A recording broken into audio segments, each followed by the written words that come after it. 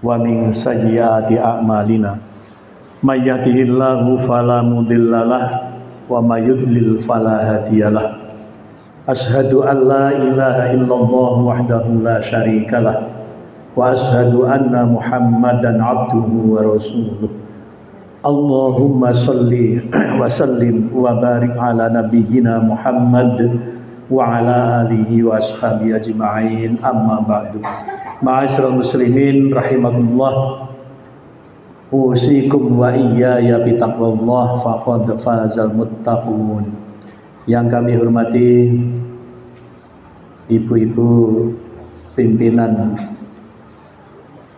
Aisyah cabang Karangpilang, Ketua Majelis Tabligh PCA Karangpilang, dan seluruh anggota PCA Karangpilang yang kami hormati, marilah pada kesempatan ini tidak lupa kita bersyukur kepada Allah Subhanahu wa Ta'ala, karena hanya dengan karunia Allah semata yang berupa hidayah dan taufiknya kita diberikan kekuatan oleh Allah baik lahir maupun batin, sehingga pada siang menjelang sore ini kita bisa menjalankan program kita bisa menjalankan aktivitas yang harus kita kerjakan, dan sore ini kita adalah ngaji, ya.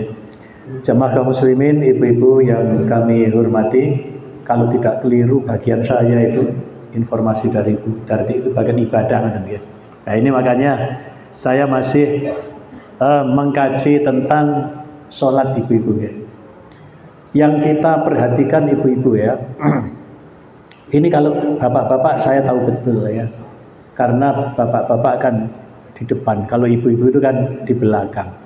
Bagaimana cara duduknya ibu kan kita tidak lihat, ya.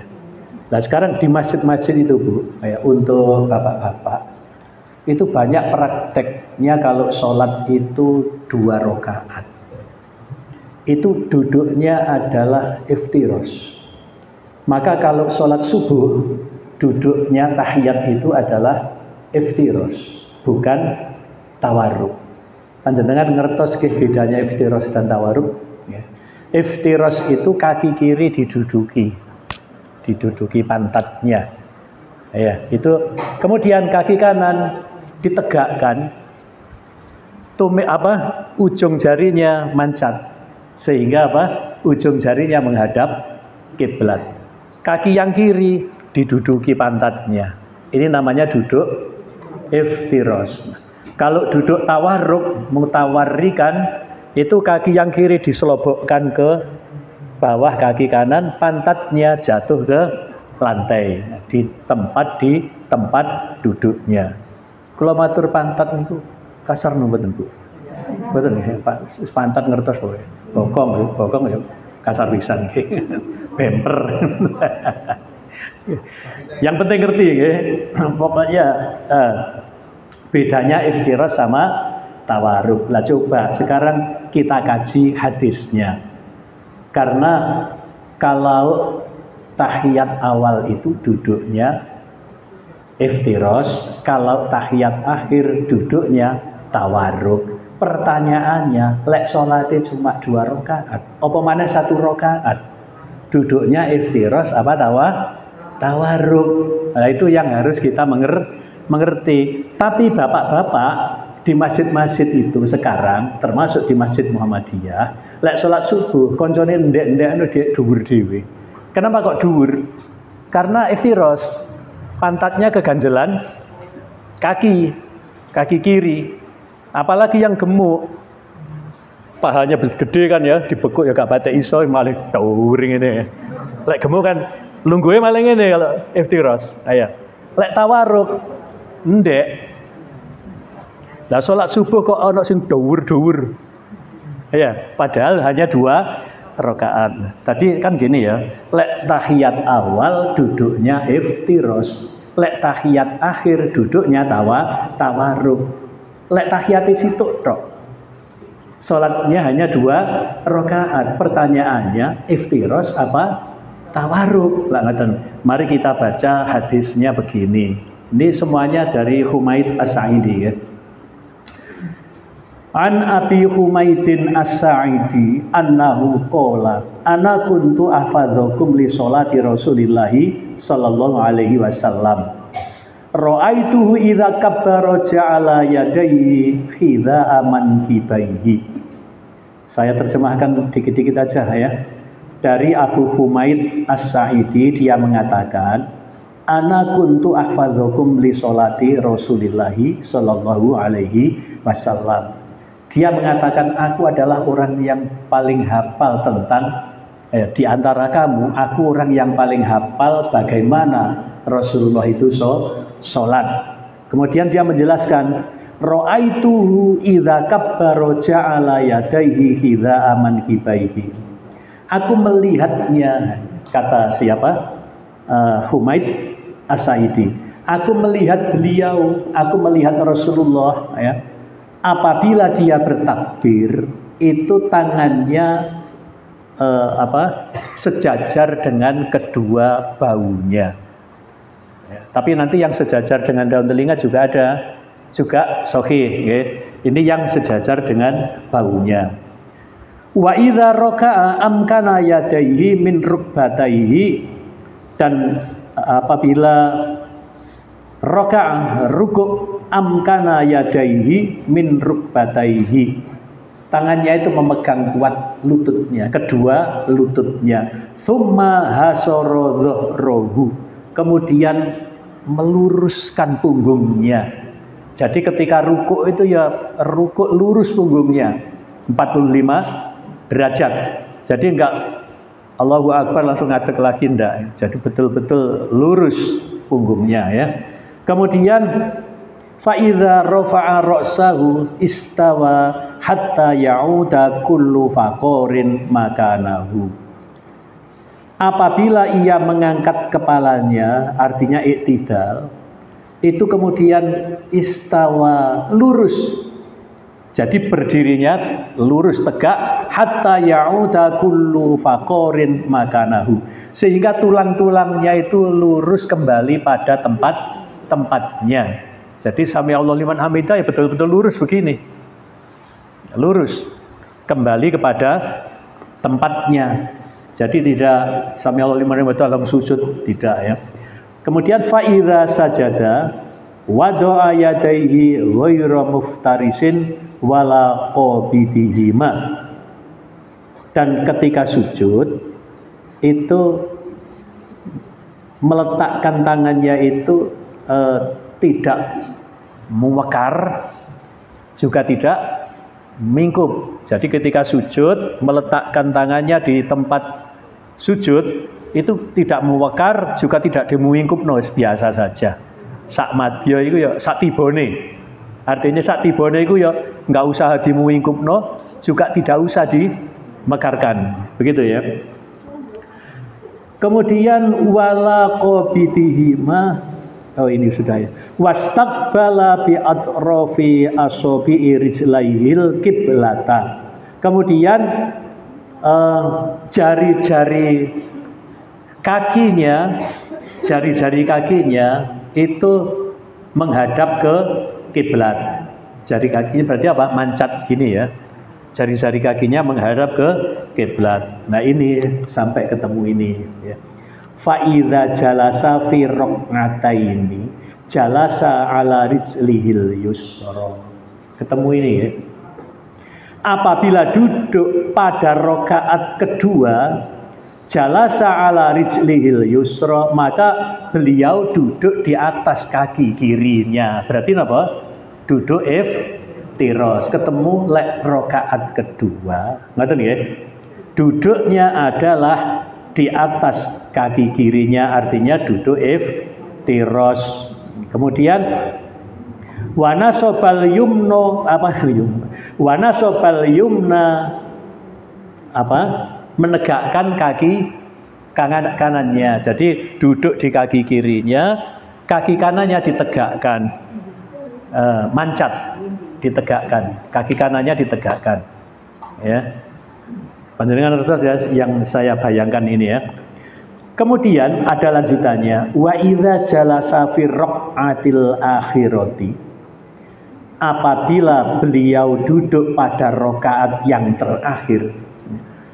Qaddama rijlahul yusra wa nasabal ukhra wa qa'ada ala maq'adihi.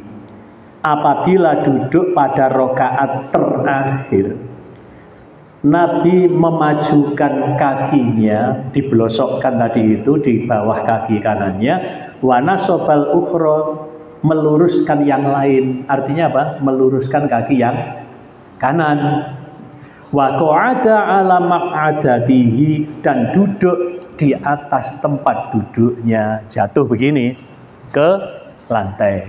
Nah, sekarang kalau ketemu hadis lek rakaat kedua duduknya iftiros, menduduki kaki kiri. Tapi ono lanjutane, lek rakaat terakhir duduknya adalah tawarruk. Lah sekarang terakhir ini disebutkan rakaat keberapa?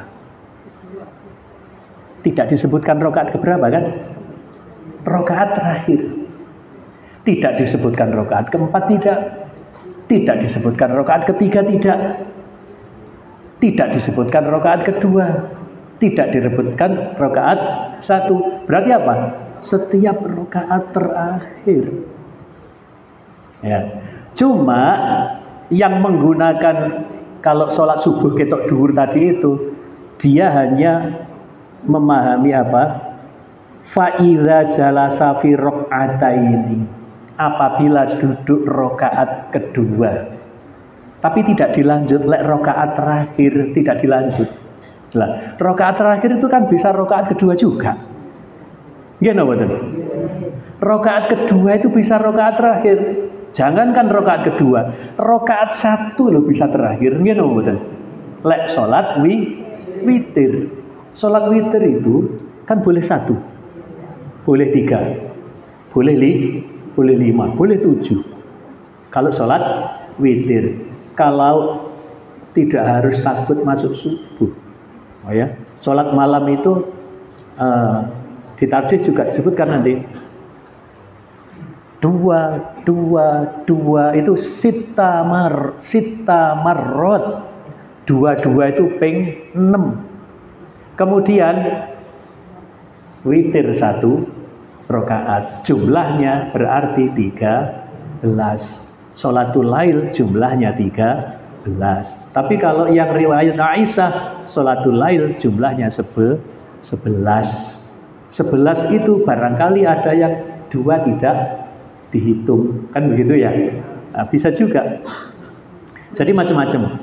Tapi kalau yang riwayatnya Aisyah jelas bahwa Nabi itu sholat malamnya baik di bulan Ramadan maupun di luar bulan Ramadan tidak pernah lebih dari 11. Nah, itu kan yang diketahui oleh Aisyah. Karena apa? Ketika sholat di rumahnya Aisyah ya 11 rakaat terus.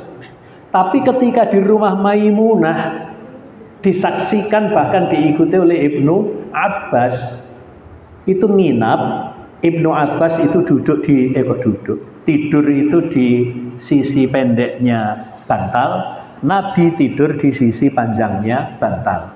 Ini untuk menggambarkan betapa akrabnya Ibnu Abbas dengan Nabi. Nah, Ibnu Abbas menjelaskan ketika Nabi bangun sholat, beliau mengikuti. Ibnu Abbas yang masih kecil, yang masih remaja, itu mengikuti. Ibnu Abbas menceritakan sholatnya tadi itu di rumah Maimunah. Berapa? 2 ping 6. Kemudian 1. Berarti sholat lail itu juga variasi. Tidak mesti dipahami oleh Aisyah saja. Nyatanya yang Ibnu Abbas menjelaskan di rumah Maimunah sholatnya 13. Maka witirnya 1. Lalak witirnya 1 termasuk akhir napa mboten? Akhir. Berarti duduknya tawarruk. Duduknya tawarruk. Nanti yang lebih jelas lagi ini ibu-ibu. Hadis yang diriwayatkan oleh Abu Dawud. Kalau yang tadi itu riwayat Bukhari. Jadi yang dipahami Kalau sholat subuh 2 rakaat atau sholat sunnah yang lain itu, sholat sunnah itu kan 2 rakaat.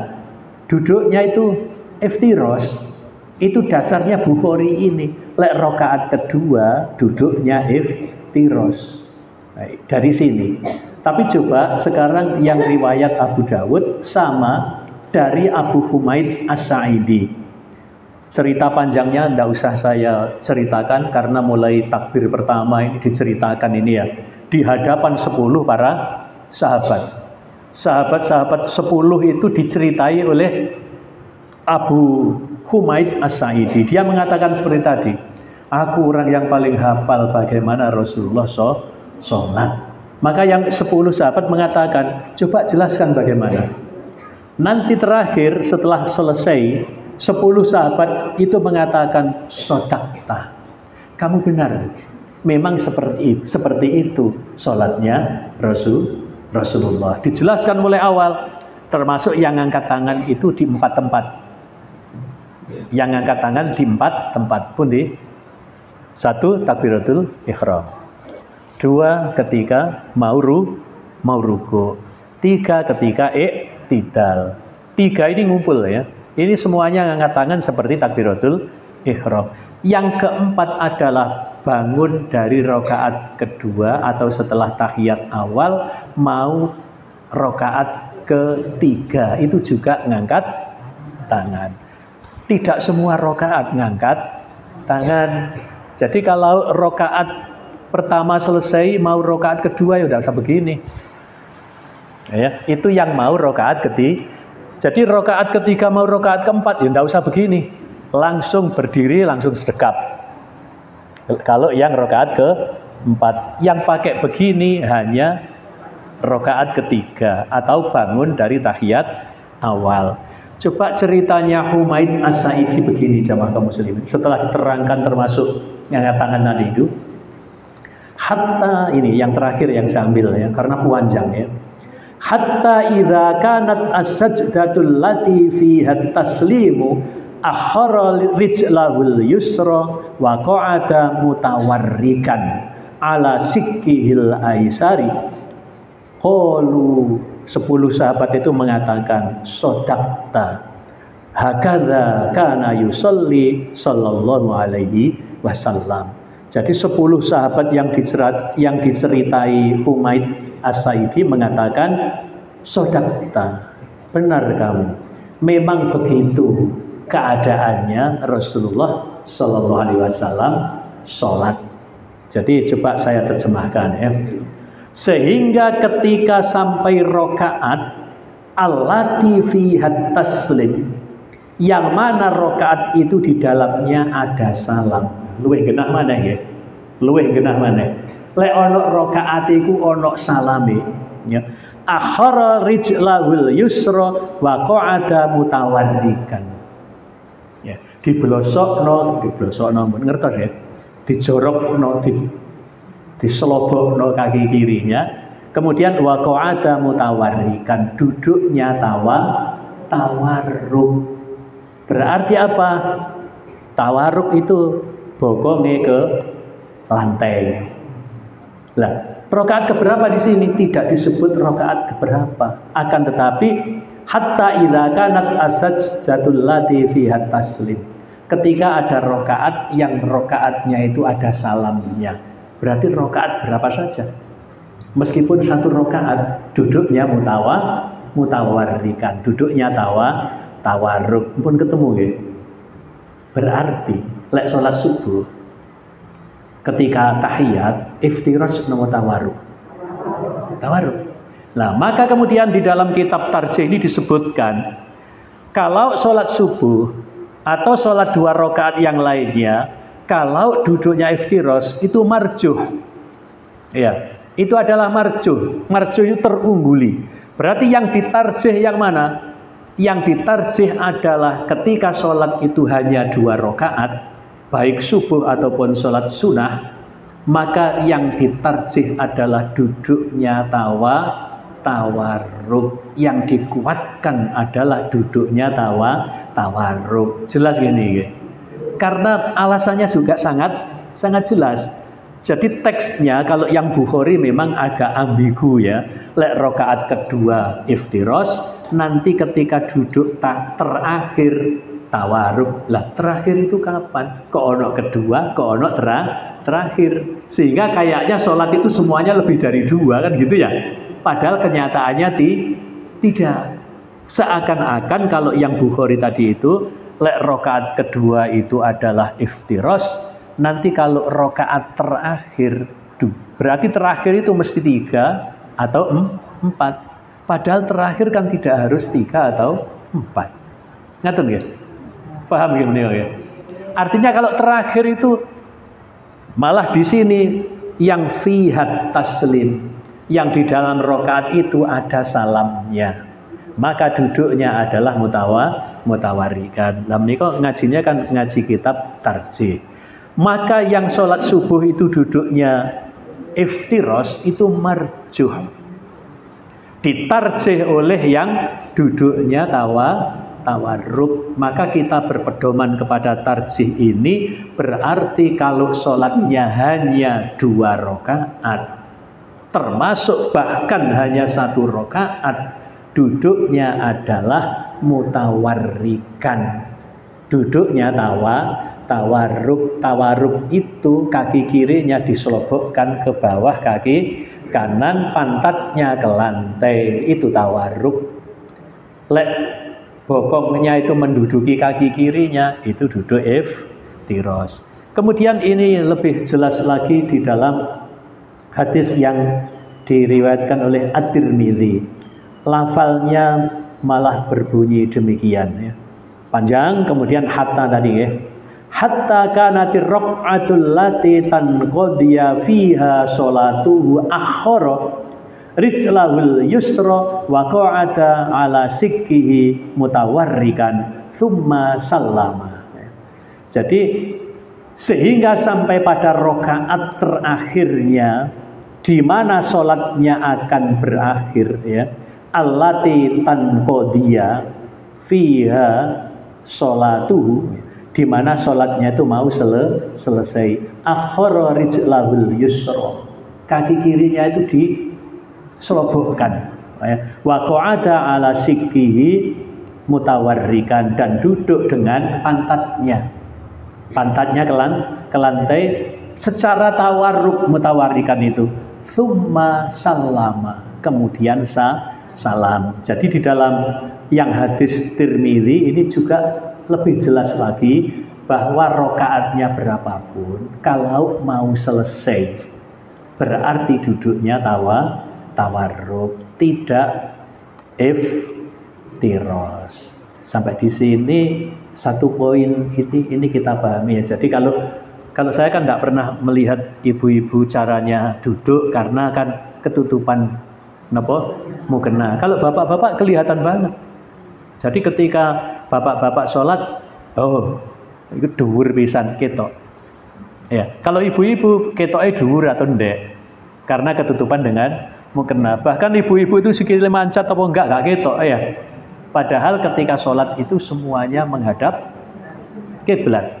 Ya, ketika sholat itu semuanya menghadap kiblat, termasuk jari-jari kita menghadap kiblat. Maka ibu-ibu juga mungkin melihat kalau ada orang sholat itu mau berdiri, itu ajen. Ajen itu ngeten ya. Jadi ketika mau berdiri, Allahu Akbar, ajen ngeten ya. Nah, kalau kita mulai sekolah ibtidaiyah, sekolah madrasah, napa malih sekolah diniyah, itu diajarkan ya gini. Ya. Ajen itu.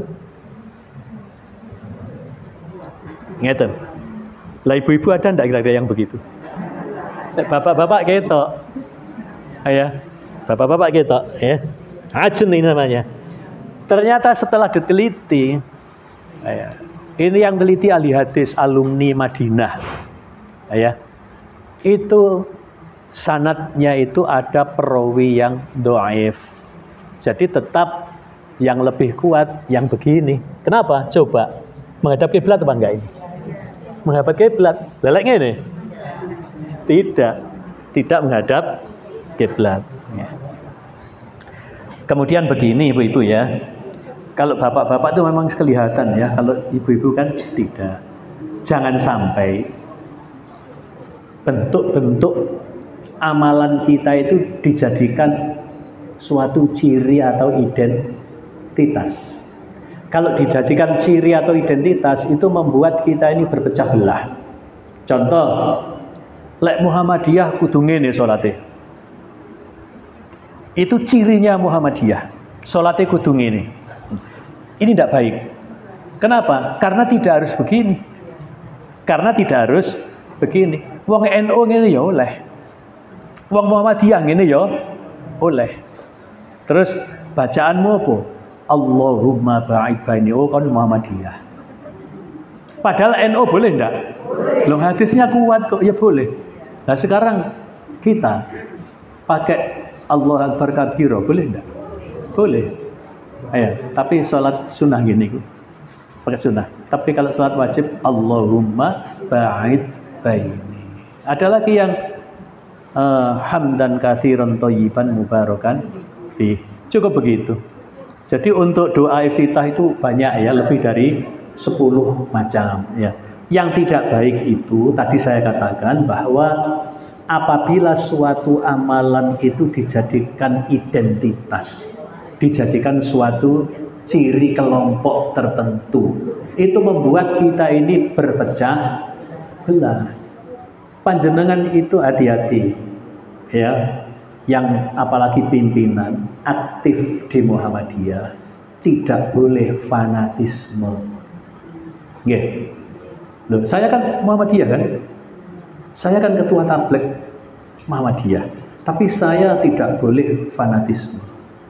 Nggih, tidak boleh fanatik. Karena apa? Nanti orang itu kalau fanatik itu menjadi tidak objektif di dalam berpikir. Orang itu kalau fanatik, begini Bu, meskipun itu benar, kalau datangnya dari kelompok lain, ditolak. Meskipun salah, tapi kalau itu dari kelompok kita, kita bela. Elek nama betul. Elek, tidak bisa berpikir secara objektif. Jeleknya orang fanatik. Jadi tidak boleh fanatik. Termasuk itu adalah alladzi farraqu dinahum ya, memecah belah agamanya ya. Kullu hisbin bima ladaihim farihun. Itu bahaya ya. Jadi setiap kelompok membanggakan kelompoknya masing-masing. Tapi alhamdulillah kalau Muhammadiyah tidak pernah ya.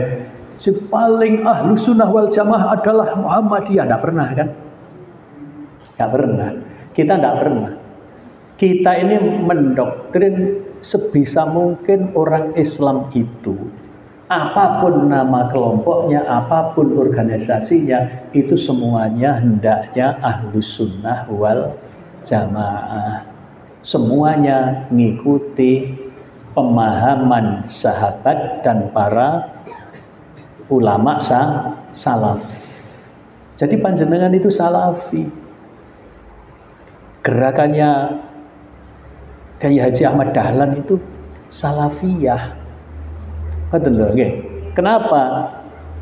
Beliau datang dari Mekah mencari ilmu di sana 2 kali ya, Kiai Haji Ahmad Dahlan itu. Kemudian memang terpengaruh gerakan-gerakan salafiyah Kiai Haji Ahmad Dahlan itu.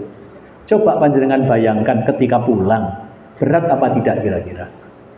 Ada gerakan tajdid. Tajdid itu bukan memperbarui Bu, tapi memperbarui keadaan yang ada supaya kembali seperti semula. Pemurnian, itu namanya tajdid. Lah, Jawa itu sangat feodal. Adat istiadatnya sudah seperti itu, apalagi di Jogja. Langsung nggih. Sampai hanya benarkan napa menika soft ini saja sudah dikafirkan. Musolanya diruntuhkan. Memang perjuangannya lama, bisa 100 tahun kan. Sekarang masjid-masjid apapun meskipun bukan Muhammadiyah, softnya sudah diterima baru 100 tahun. Nanti sama. kalender hijriah global itu sekarang kan belum diterima ya. Insya Allah nanti 100 tahun ya semua udah pakai kan, ngoten nggih. Sekarang yang mapan kan Masehi nggih. Januari, Februari, sampai orang Islam itu apalnya yang Januari, Februari. Yang Muharram, Safar nggak hafal nih. Hafal nggih. Hafal nggih. Nah, niki penting jamaah kaum muslimin, ini yang saya sampaikan bahwa kita ini kembali kepada Al-Qur'an dan As-Sunnah. Ngaten nggih. Jadi ibadah itu sifatnya ittiba. Ibadah itu sifatnya ittiba. Loh, Muhammadiyah taklid dengan tarjih. Loh, kalau sudah sesuai dengan Al-Qur'an dan As-Sunnah namanya ittiba. Bukan taklid ya. Kalau taklid itu syukur melok gak ngerti dasari, itu namanya taklid. Jadi insya Allah kalau sudah mengikuti Al-Quran dan As-Sunnah itu namanya ittiba, dan kita tergolong Ahlus Sunnah wal Jamaah. Jadi memang ada jamaah kaum muslimin suatu kelompok, napa jenenge organisasi, napa ormas itu yang doktrinnya itu setiap ngaji hanya kelompok kita ini yang masuk surga. Karena umat Nabi Muhammad itu terpecah belah menjadi 73 golongan. Yahudi, Nasrani 72 golongan. Umatku akan menjadi 73 golongan. Ono NU, ono Muhammadiyah disebut ngono. Nah, hanya golongan kita ini yang masuk surga. Setiap ngaji itu terus yang disampaikan di doktrin. Ya. Itu jamaah kaum muslimin berarti mengkafirkan yang lain. Yang lain itu dinerakakan. Kalau kita tidak, kita ini kelompoknya apapun selama kembali kepada Al-Quran dan As-Sunnah sesuai pemahaman para sahabat dan salafus soleh, itu namanya Ahlus Sunnah wal Jamaah. Apapun namanya. Lek dihitung organisasi ya bukan 73, ratusan ribuan bisa jutaan. Coba satu Indonesia saja ada berapa? Belum yang di Afrika, belum yang di Amerika, belum yang di Australia dan sebagainya. Jadi kalau disebut organisasi, bukan itu yang dimaksud Rasul, 73 golongan itu. Mana yang masuk neraka? Yang masuk neraka itu yang mengakui adanya Nabi setelah Nabi Muhammad. Jadi kelompok ini ono Nabi ini. Nah, itu berarti golongan yang termasuk sesat. Nah, dan itu biasanya cirinya itu underground, Bu ya. Biasanya di bawah tanah, kemudian menghalalkan bohong. Menghalalkan bohong untuk menutupi kedok kelompoknya. Jadi, sebetulnya dia mengkafirkan yang lain. Tapi ditanya enggak, kami enggak mengkafirkan yang lain. Tapi ada organisasi yang seperti itu. Organisasi itu kelompok yang masuk surga hanya kita. Hanya ini saja. Ya. Yang lain itu kafir. Maka dihukumi orang yang di luar kelompoknya itu ibadahnya tidak sah. Ya, karena mereka kafir, najis. Orang kafir itu najis. Dianggap najis itu sak fisiknya najis. Gitu ya. Ini yang dari At-Tirmidzi. Kemudian jamaah kaum muslimin, ini hadis Amr ibnu Abdullah bin Zubair. Ini coba untuk tambahan ya.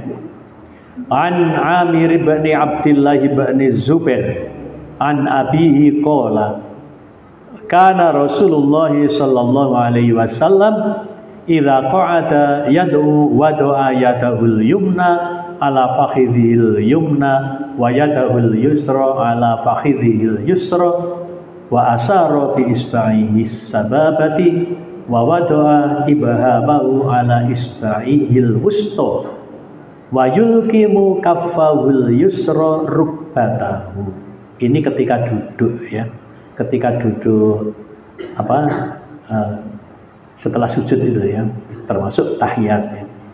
Dari Amir ibnu Abdullah ibnu Zubair, dari ayahnya diriwayatkan bahwa ia berkata, Rasulullah Shallallahu Alaihi Wasallam jika duduk bertasahud, baik ini tasahud awal maupun tasahud akhir, ya, beliau letakkan tangan kanannya di atas paha kanannya dan tangan kirinya di atas paha kirinya, dan beliau memberi isyarat dengan jari telunjuknya, dan beliau letakkan jempolnya pada jari tengahnya, sementara telapak tangan kirinya menggenggam lututnya. Jadi kalau tadi kan tangan kanan di atas paha tangan kanan, tangan kiri di atas paha tangan kiri di atas paha kiri, kan si ambigu ya, neng ndi nggone kene ya paha, tengah ya paha, ujung ya paha. Tapi setelah di akhir hadis jelaskan ya bahwa yang kiri menggenggam lututnya, berarti paha kemudian menggenggam lututnya. Yang kanan jempolnya ini menyentuh jari tengahnya, yang lain menggenggam, memberi isyarat begini ketika tasahud. Maka ada yang tanya, Ustadz, mulainya gini itu kapan? Ya, kok ada orang itu waktu tahiyat kok menengai begitu asyhadu ngeten nggih. Asyhadu ngeten nggih. Lah, sing jelas ning ngono iku hadis endi? Kalau di hadis ini tadi kan mulai awal. Nggih. Ketika duduk tasyahud, tangan kanannya di atas paha kanan, tangan kirinya di atas paha kiri, kemudian mengisyaratkan. Berarti kan mulai duduk sudah mengisyaratkan, jempolnya menyentuh jari tengah, yang lain menggenggam. Nanti di hadis yang lain membentuk angka 53. Mana 53? Ini 50. Ini angka 3. Angka 3. 53. 53. Dari sini ya. Nah, maka jamaah kaum muslimin, mungkin panjenengan masih mengetahui ketika tahiyat itu ngene keri. Ya, ngene keri, dan itu katanya mulai asyhad. Tapi digoleki dalile gak ketemu. Dalilnya ini tadi. Berarti ketika duduk tasyahud, ya mulai duduk tasyahud itu sudah begitu. Sudah mengisyaratkan begini, yang kiri menggenggam lutut kirinya. Menggenggam lutut kirinya. Jadi kalau ada yang tanya, kapan sih sakjane mulai nunjuk?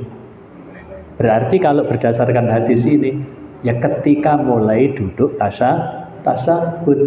Lek digoleki dasarnya mulai asyhadu, enggak ketemu. Ya. Maka kita yang ngikuti hadis saja, ngikuti hadis. Coba yang berikutnya ini. Ini hadis lain juga dari Amir bin Abdullah bin Zubair, juga sama ya. An Amir bin Abdullah bin Zubair an abihi qala kana Rasulullah sallallahu alaihi wasallam idza qa'ada yad'u wa du'a yadahul yumna ala fakhidil yumna sama, wa yadahul yusra ala fakhidil yusra sama. Nah, nanti bedanya di sini. Wa asara bi isba'ihi sababati wa wada'a ibhamahu ala isba'ihil wusta, meletakkan apa?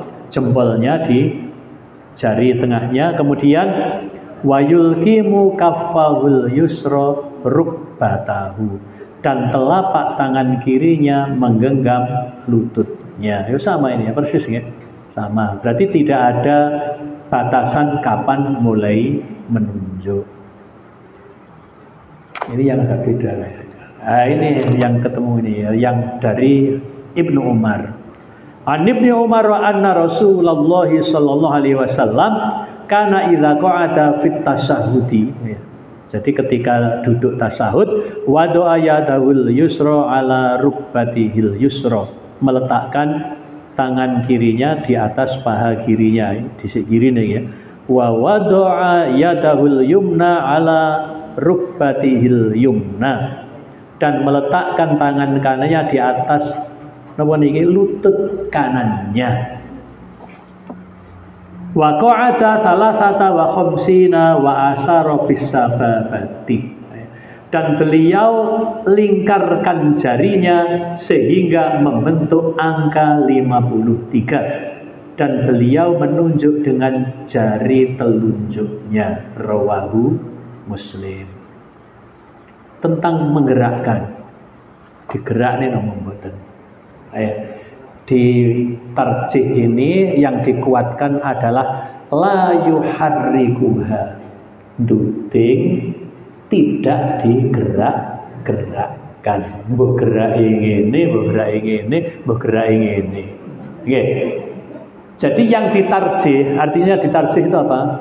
Yang dikuatkan, yang diunggulkan, yang dianggap lebih kuat itu adalah yang la yuharrikuha, tidak menggerak-gerakkan. Kenapa?